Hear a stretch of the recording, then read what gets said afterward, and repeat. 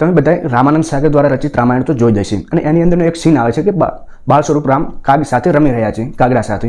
તો જ્યારે આ સીન એકચ્યુઅલમાં શૂટ કરવાનું હતું, કેમ કે એ સમયે તો VFX નહોતા કે એડિટિંગથી બતાવી દે કે ભાઈ રામ સાથે કાગડો રમી રહ્યો છે, પણ જ્યારે આ સીન શૂટ કરવાનો થયો તો એ રિયલ રીતે શૂટ કરવાનો હતો. તો રામાનંદ સાગર દ્વારા આખી ટીમને કહેવામાં આવ્યું કે ભાઈ કાગડાને ગોતી લાવો અને આ રીતે આપણે રમાડવાનો પ્રયત્ન કરીએ. પણ કાગડાને પકડી લાવ્યા. હવે એમને એક્ટિંગમાં તો શું કરાવી શકો તમે એક્ટિંગ? તો આખા સ્ટુડિયોની અંદર શોર મચાવી દીધો અને એ સીન એમનો શૂટ ન થઈ શક્યો. તો તેઓએ એક બારીમાંથી જોયું કે એક વૃક્ષ ઉપર કાગડો બેઠો હતો, જેમને એમણે કાગ ભૂસંડીના સ્વરૂપમાં જોયા. કાગ ભૂસંડી એ સમય અને સ્થાનથી નિમુક્ત હતા કે ગમે તે સમયે ગમે તે સ્થાન પર જઈ શકતા હતા.